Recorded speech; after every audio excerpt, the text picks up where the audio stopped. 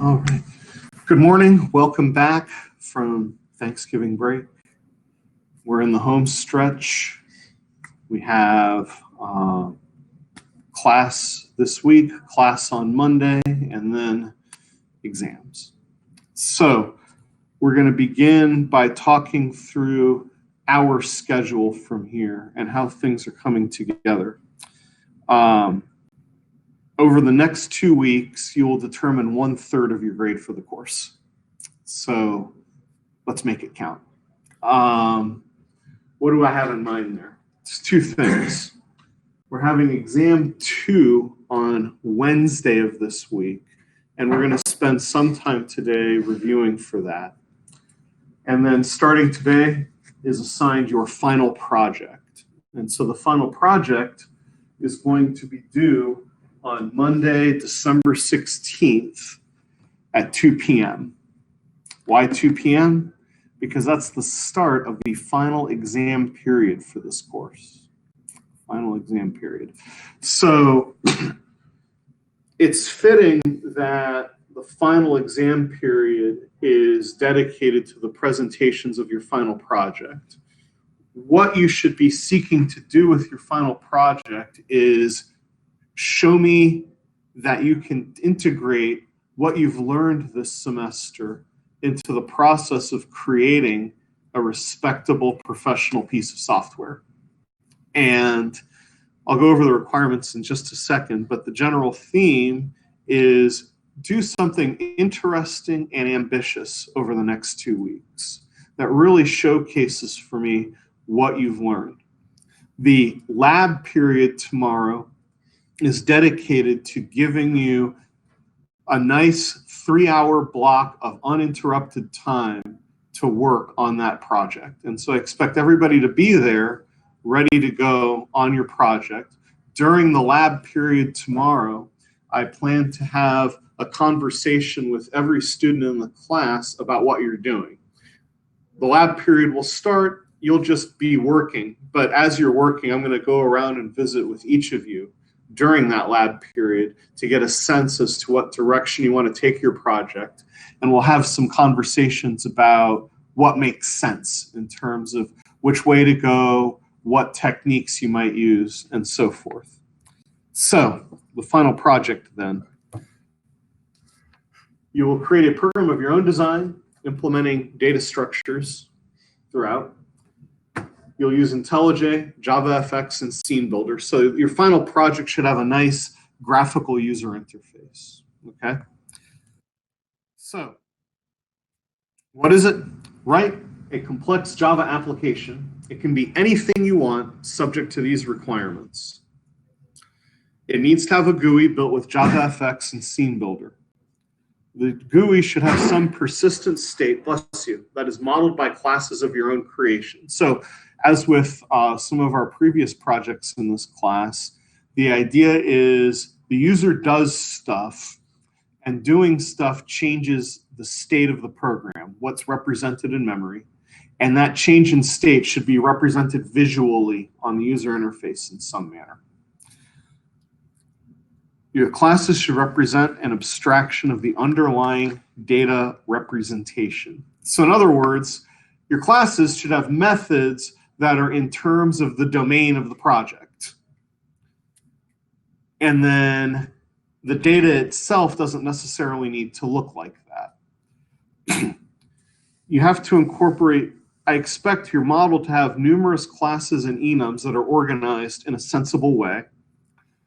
To give you a sense as to what I'm looking for here, I'm looking for something kind of the scale and scope of the maze and tic-tac-toe labs. So those should give you a sense both as to the scale of what I'm looking for, the level of complexity that I'm looking for, and also a sense as to what I think a good organization looks like. Of course, you're not going to be doing those. You're not going to be parroting them, but it should give you a general feel for the kind of thing I'm looking for. You must incorporate at least one data structure we've covered in this class that's not just a list. So a stack, a queue, a binary search tree, a trie, a hash table, or a heap. You don't have to implement them for the assignment. It's perfectly fine with me if you use the Java library versions of these. And there are Java library versions of all of these. Well, except for the trie. There isn't. And for that, then, you might just use your own implementation if you decide to go that route. But there's hash map, there's priority queue, there's tree map for binary search tree, and so forth. And then you're going to turn in a zip file containing your entire project, and then an evaluation document talking about what you were trying to do, aspects that are unique and interesting, and obstacles you overcame or triumphs that you had as you were implementing it. Note that the final exam period, what I expect you to do is give a presentation about your project. This presentation should be formal. That is, I expect some PowerPoint style slides giving an overview of what you're trying to achieve, kind of going over the design, what you had in mind, how you put it together, things you overcame. In other words, talk through the issues that you describe in the evaluation document. Then I want a live demo. So I will expect that you're ready to go. You come up with your laptop, you plug in the HDMI, you run the program for us. Show us how it works. Give us a feel for it live in front of us. Okay. You'll have 15 minutes to do this. 15-minute budget. And again, this will start at 2 p.m. on Monday, December 16th, 2 weeks from today. So any sufficiently complex project that works well, doesn't have a whole lot of bugs or whatever, will get at least a B. For an A, I want to see some real creativity and something interesting. In other words, you should be ambitious on this project. You want to do something that's certainly within the scope of your capabilities. On the other hand, don't be afraid to stretch your capabilities a little bit on this project. Here's another way to think about it. This project should be something that you would be happy to show off to a potential employer as evidence of your skills. Skills both in technically getting something working, but also your skill in having an interesting vision of a piece of software and making it happen. So having a concept for something that is useful or interesting or enjoyable for someone to use. What'll that look like? That's entirely up to you. But I do want you to use some creativity here. So I want you to think carefully about this over the next day. I want you to come to lab ready to work. In other words, maybe you've started it before lab, maybe you haven't, but by the start of lab tomorrow, I'm going to be expecting you all to have a direction you're planning to go. You might be confused about how to explore that direction, and that's fine with me. You might have a great idea and be like, which data structure should I incorporate into this? And I'll be happy to talk to you about that. Your idea might be vague and you're sort of like, I'm not quite sure what a good user interface for this would look like, and we can talk about that.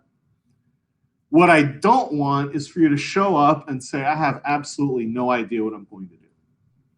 I mean, that might happen, and I certainly would appreciate you being honest with me if that happens, and then we'll talk. But really what I want you to have for tomorrow is a direction. And if you're wondering about a direction, just ask yourself, why did you sign up for the class? Why is it that you want to be developing software? What is it about software that you personally find compelling? And see this as an opportunity to dive deeply into whatever that thing is that you personally find intriguing enough about the subject to now be completing your second course in it. Any questions? All right, let's talk about the exam. So exam 2 is going to be tomorrow. It's not, or no, tomorrow, Wednesday. Virtual tomorrow, except that with the lab, it's not even that. Anyway, Wednesday. It's going to be on Wednesday. It's not going to be comprehensive in the sense that it's not going to have any questions about like array lists or whatever. In other words, the material from exam 1, I'm not going to repeat on exam 2 as such. What we are going to do is have several questions about the data structures that we've examined since that time. So which ones are those? Well, for exam 1, we had gone over arrays, stacks, queues, and we had done linked lists, as you'll recall. Since that time, we've learned about heaps, sorting, skip lists, binary search trees, tries, and hash tables. All of those are eligible content for exam. And so I'm going to expect you to be ready to answer questions about each of those 6 data structures. So to repeat, heaps, well, sorting isn't a data structure, right? It's an algorithm, but you should be ready to talk about sorting, skip lists, binary search trees, tries, and hash tables. Will there be any coding based questions on there, like any error, or you should expect to be ready to show your knowledge of code.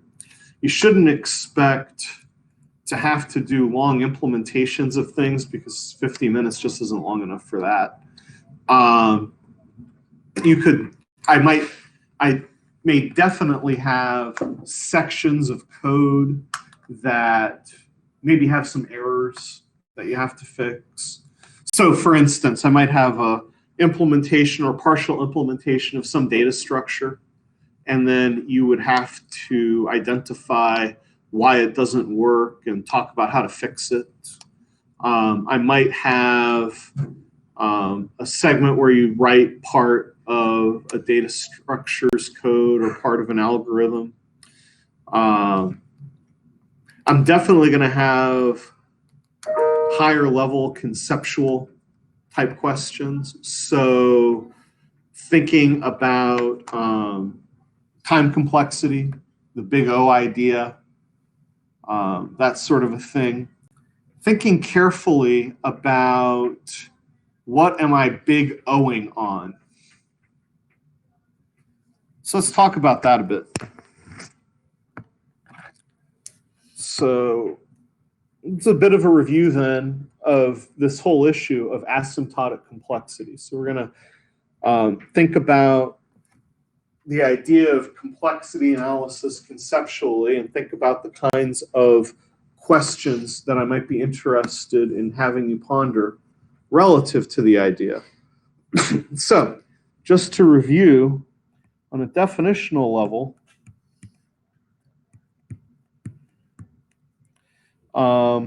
we might say that, so O of f of n, what this is a set of functions. It's a set of functions. And so we can ask a question as to whether some function is a member of that set. In other words, is G of n an element of O of f of n? So to answer this question, what we need to know is whether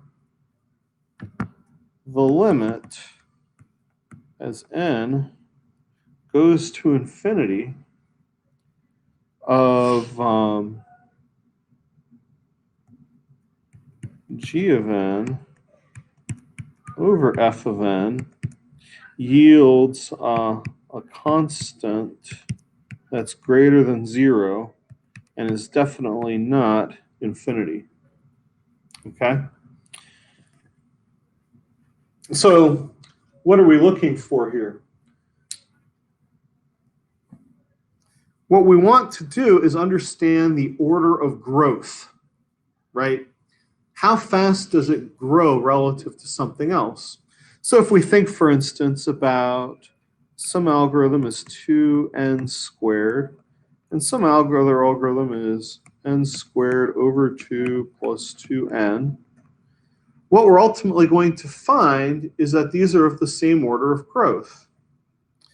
How can we do that? Well, if we really want to simplify things, we can use L'Hopital's rule to take the derivatives of both the top and the bottom. And so if we do that, we get something like 4n over n plus 2. And again, we could solve this just with algebra if we really wanted. But we can simplify it nicely again with L'Hopital's rule, and we see we get 4 over 1. Well, what do you know? That's a constant. It's greater than 0. It's not infinite. So we can say that g of n, 2n squared, and f of n squared over 2 plus 2n, have the same order of growth. And we see some really interesting stuff in this process, like the fact that as we take derivatives, lower order terms fall away. They disappear. They vanish. Now, why is that? It's because as n goes to infinity, a higher order term, a squared term, winds up being much more important than a term of a lower order of magnitude. You might recall that this is the difference between a line and a parabola in terms of growth. Given both of them, the line just sort of falls away in importance. Does that make it completely unimportant? No, not really. It can matter. It's just that thinking in the big picture about the overall order of growth, it just doesn't have very much influence. And what little influence it has, as n goes to infinity, the influence of this goes to 0. It becomes a tinier and tinier part of the whole until it just goes away. And the same thing with a multiplicative constant. Now, we can see from this ratio here that the multiplicative constant certainly still matters. That is, if I implemented both of these algorithms, this completely described everything about them, yeah, this one would take about 4 times as long as that one. But even so, they still have the same order of growth. They're just off by a constant. But once the order of growth matches, that's okay. We don't really worry about it from there. We can then think, this is the sort of thing we saw with, say, merge sort and quick sort. Turns out merge sort versus quick sort winds up looking something like this. And so in practice, yeah, we tend to prefer quick sort. But even merge sort with its big constant turns out to be highly preferable in comparison to selection sort, which has a very small constant, but is n squared. And so for sufficiently big n, it just doesn't matter. All of that said, we have to be really careful here in thinking about the deeper question of what is n?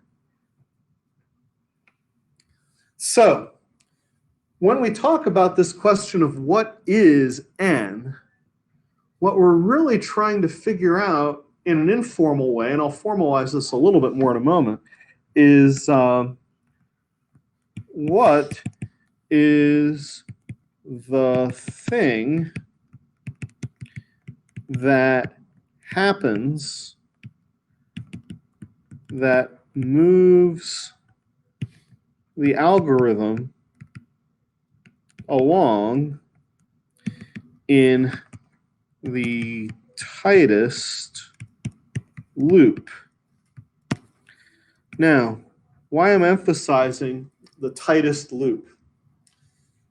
Well, if you think about code that's in a loop versus code not in a loop, which code do we spend more time in? It's the loop. If you imagine code in general, software as a phenomenon, and you pose the question, in what parts of the code is the CPU spending most of its time, it's going to be in the loops. Why? Because it keeps doing them over and over again. You might be like, well, what about code that doesn't have a loop? Well, sort of two answers to that. One is there really isn't much such code. If you've got any I/O, you've got a loop. What do I mean? If you ever have an input statement and you're waiting for the user to type something, guess what? There is a loop where it's constantly checking to see if something's been typed. So all code really has loops. What do I mean by the tightest loop? You think about the innermost loop at the core of it. So as you're reasoning about an algorithm, you want to identify what's the thing that happens moving it along kind of most frequently. But there are other things to think about. How can I compare similar algorithms? In other words, you want to pick some operation that different approaches to the same problem all use or employ in some manner. So, to review then, what we can call this thing is the basic operation. What is the basic operation that moves the algorithm forward? So let's look at some examples. In the case of sorting, the basic operation is what we call a key comparison.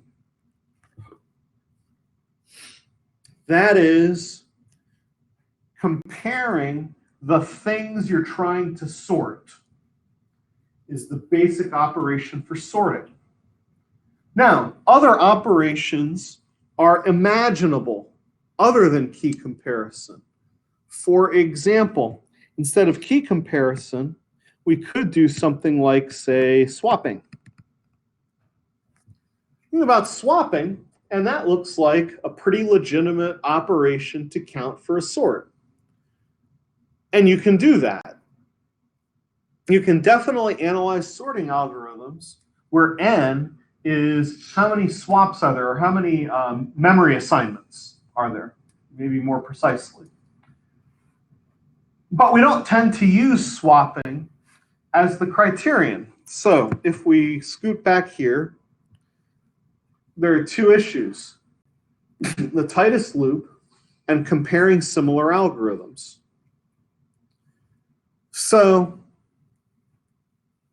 when we think about this issue of what is it that moves it along in the tightest loop, one way we can think about the importance of a comparison is to think about the question of how do I know my array is sorted? How do I know that? What's the source of the knowledge of that? So if we examine these two alternatives, which of these is the source of the knowledge that it's sorted?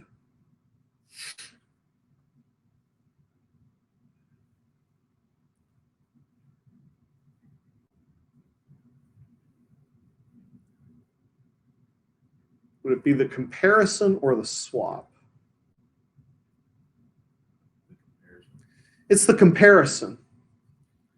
Here's another way to think about it. You can perform a comparison, and as a result of that, you might learn that you don't even need to swap because it's already sorted.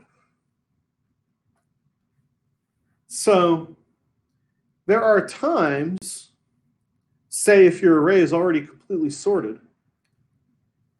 that comparisons are what reveals that information. Okay? And that you don't need to cause that to be the case through swapping. Now, what does this have to do with anything? Well, let's think back about this issue of the tightest loop. If comparisons reveal whether or not it's sorted, and if it's already sorted, you don't need a swap, then it follows that you're probably going to be doing more comparing than swapping. You're going to be doing more comparing than swapping, or at least as much comparing as swapping. Okay. At least as much comparing as swapping. So that indicates that comparing is generally dominating the performance of your sort.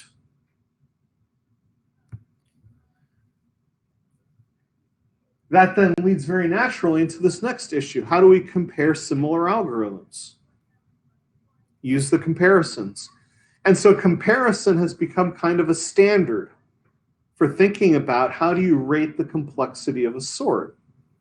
It's not that swapping or assignment is unimportant.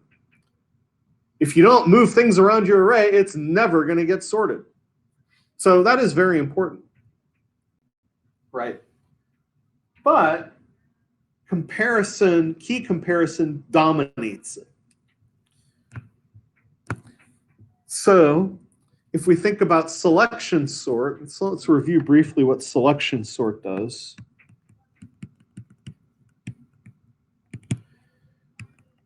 For each array index, find biggest value after it, swap. So that's a pretty abstracted version of selection sort.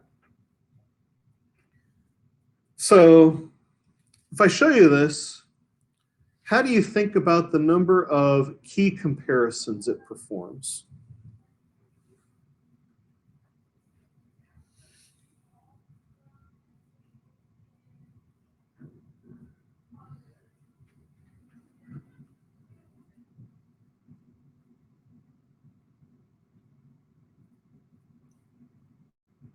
How would we reason about that?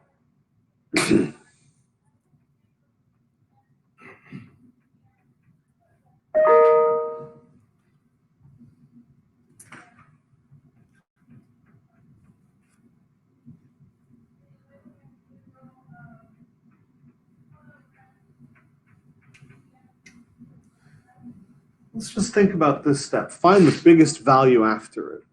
How many key comparisons am I going to have to perform to find the biggest, or actually biggest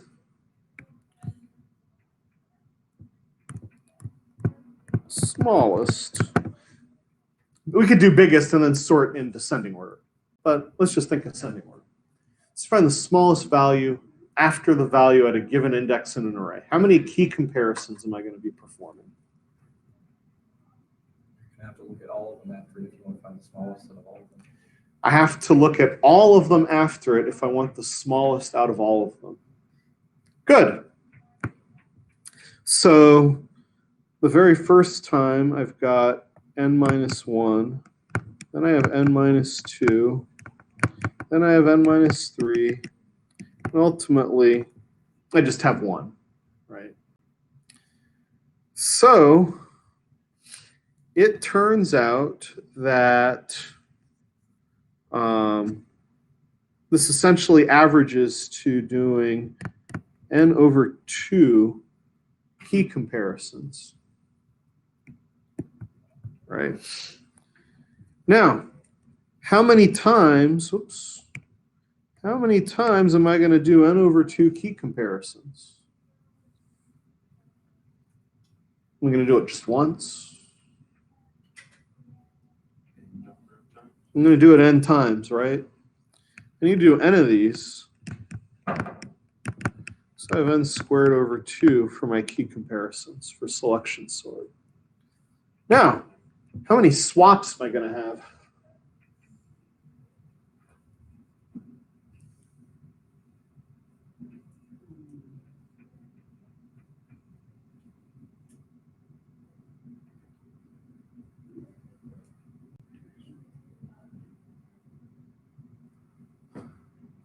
How many times am I going to swap?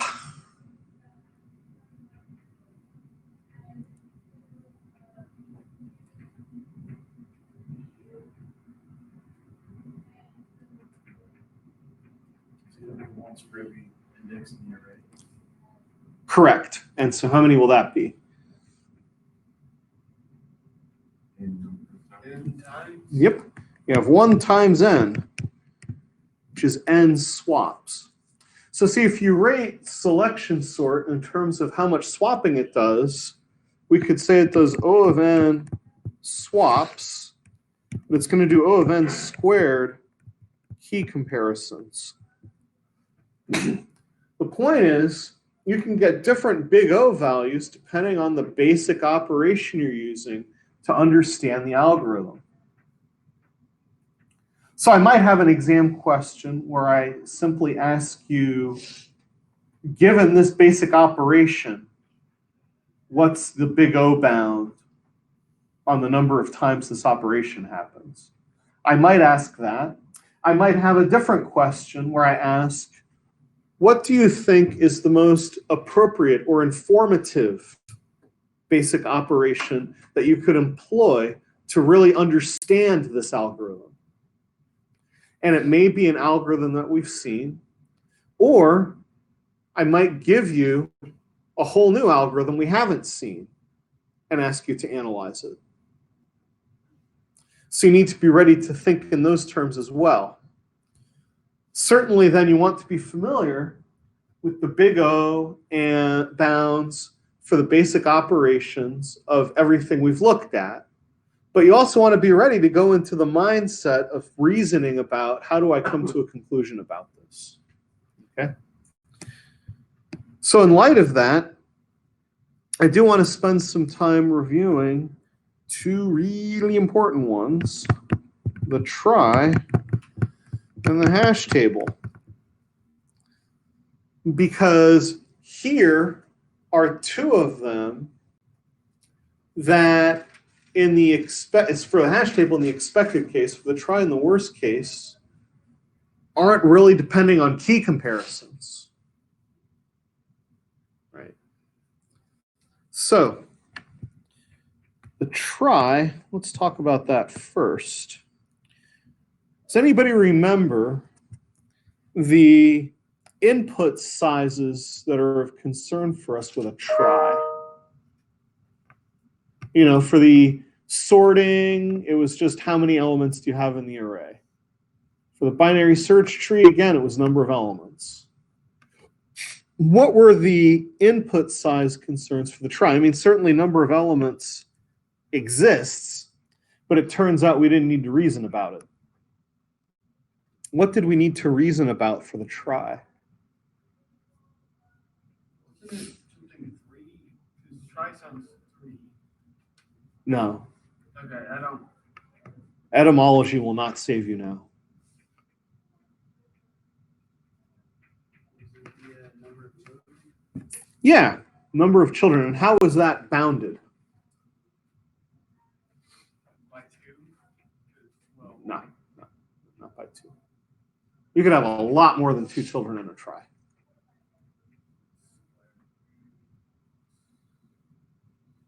because I know each. Wait, no. No, that doesn't make sense. Number of children mattered. How many children could a trie have? A single node in a trie have? A whole lot is true. Could it be infinite? No, I don't think so. I mean, mathematically, yes, but practically, No. No, it would not be. Mathematically, yeah. What on a practical level constrains the number of children in a trie? The memory. Yes, but there's something a little deeper. Alphabet size, right? Yep.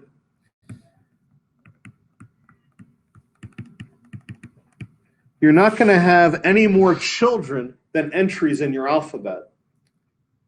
So Jake is right. Mathematically speaking, you could imagine an infinite alphabet. It's harder to imagine an infinite alphabet with meaningful semantics, but you could certainly have an infinite alphabet.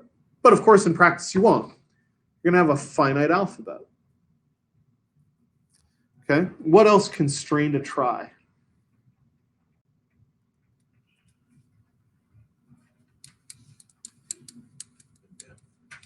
Depth. And what constrains the depth? The length of the longest word. Length of the longest word. Good, Morgan.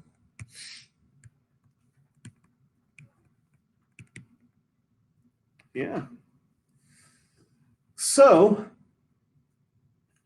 if we're thinking in terms of n, it winds up looking like a constant time algorithm. But we can think in terms of these other issues, and it's a little different. Now, how about a hash table? We're going to think about the expected case. What I mean by the expected case is we don't have a pathological case where everything gets hashed to the same bin. So in other words, we're imagining that our collisions are spread uniformly among the data that is input.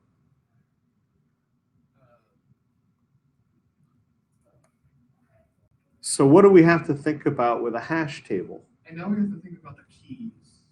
Definitely. But what do we do with the keys? What do we assign to them? If I have a hash table, what am I doing to my keys?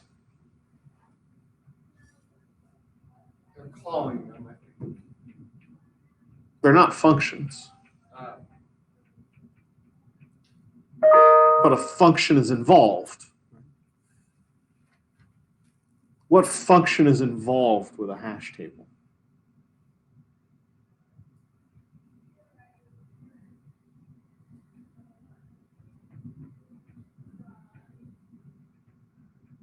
All right, let's do a little review. Somebody explain to me how a hash table works.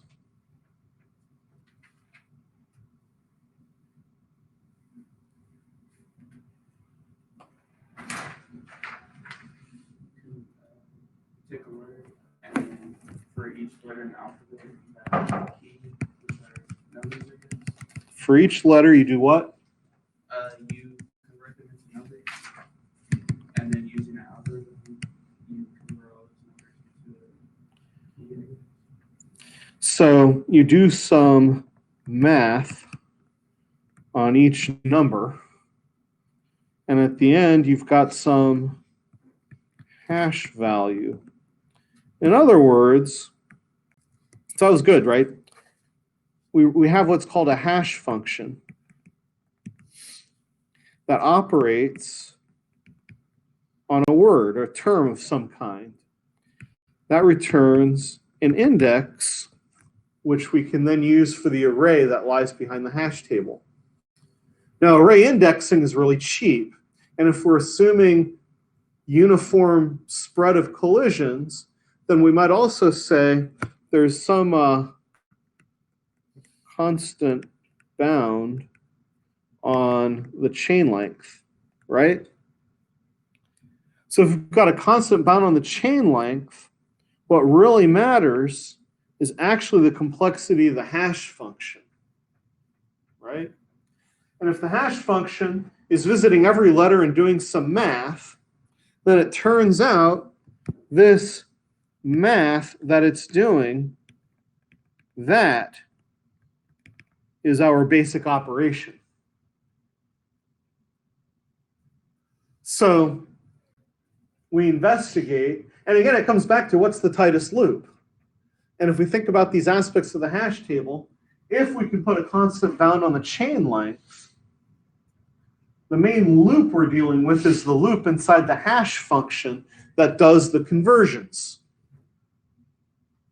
That takes this arbitrary length string and distills it into a nice single integer.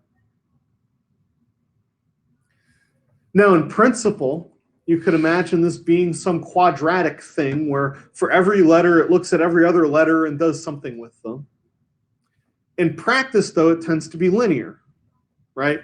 So it's going to tend to be O of k, where k is number of letters in the longest word. And then I realized, wait a minute. Guess what we care about in the trie? The depth.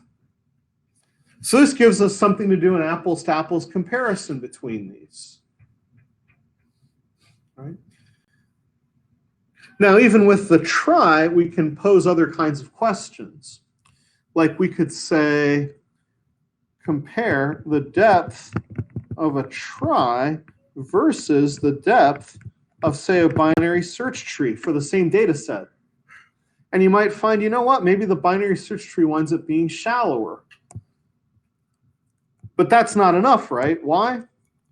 Because you have to ask, what is the complexity of the key comparison for the binary search tree? And it turns out that key comparison, if it's comparing two strings, is going to look at every pair of letters in the corresponding strings, and it's going to turn out that's O of K. And so if we're thinking about comparing the try and the binary search tree, we wind up comparing something like O of K versus O of K log N, because that's the pertinent depth there for the binary search tree. So the essence of this, right, is when you're comparing two algorithms, you have to figure out what do they have in common that enables me to do some kind of apples to apples comparison with them. Find something in common. The hash table and the try do very different things with regard to the word, but you can at least compare the complexity of what they do in terms of that length.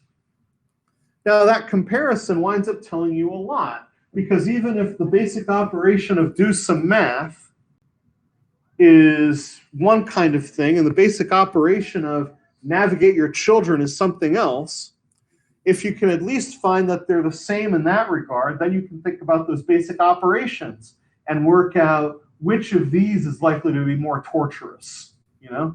Is it going to be faster to pick out where I'm going to go in terms of the children? Or is it going to be faster to compute a hash function? And there are different answers to that, right? If I've got an alphabet with 26 letters, and I give every node a 26 element array, well, what I'm doing for each letter is a really fast operation.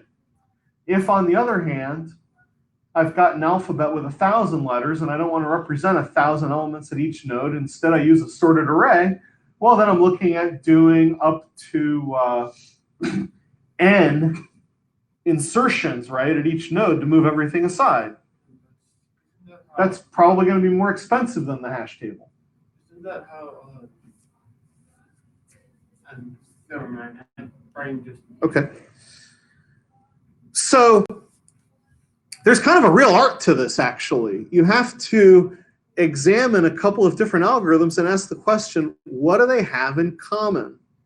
And how can I exploit that to understand, to model who's best in practice? Of course, you can always put them to the test, implement them, and time them. And that too is an essential part of the art. But this kind of analysis tells us a lot about which physical experiments are actually meaningful to undertake as a practical matter, you know, which itself is very, very valuable. So, reviewing, then, the heap. What were the operations of a heap? What do we do with a heap? I mean, you can call a key. I know you can call a key from a heap. You get a value or What are the things we do to a heap? There were 3 of them.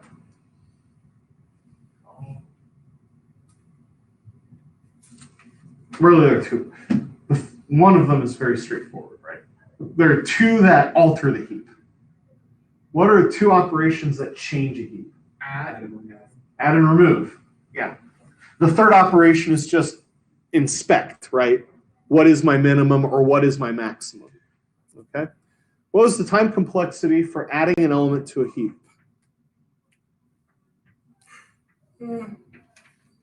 I know you have to go through. I know you have to go through the hash code, and then you have to compare them. Hash code on a No. heap? I mean, no, you have to use the hash code function to. Log to event, wasn't it? It was log to event. Why was it log to event passed? How we figure that out written here and just need to decipher my own notes. Okay. Yeah, don't mix up hashing and heaps just because they're both four-letter words starting with H. Oh, we're heat. My bad. My Yeah. brain. You just got them mixed up. Four-letter words starting with H. Yeah, it happens. Yeah, it's okay. So yeah, how'd you get the log in on the heap next? So the login is, wasn't that how we determine, sorry, No worries. wasn't that how we determine how many things are already in the heap? So n is the number of things already in the heap. If I do an add, that's becoming n plus 1. And what you're saying is that it takes log n work to complete the add.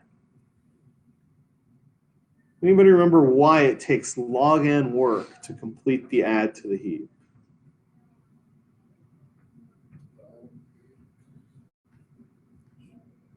I think work in this case is the number of things that has to be done. It had to do with the height. Right? It did. And why did it relate to the height?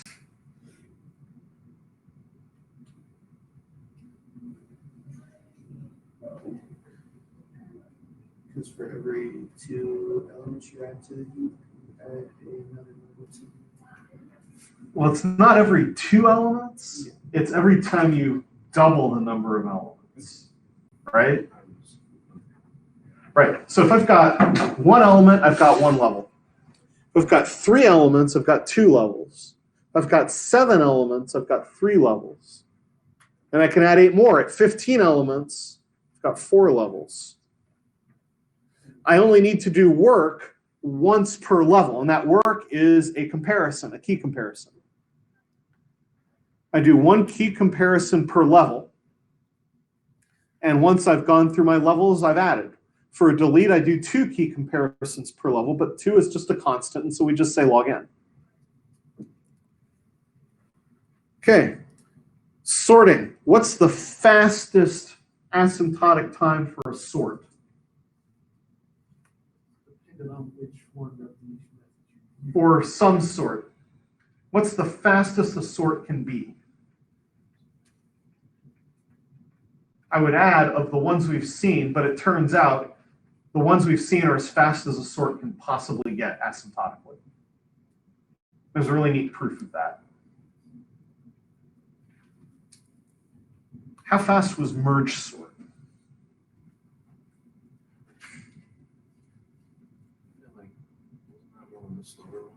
No. Well, it's slower than quicksort in practice, but in terms of big O, it's as fast as it gets. How fast was merge sort in terms of n, doing key comparisons? It was n log 2n. And so too is heap sort and quicksort.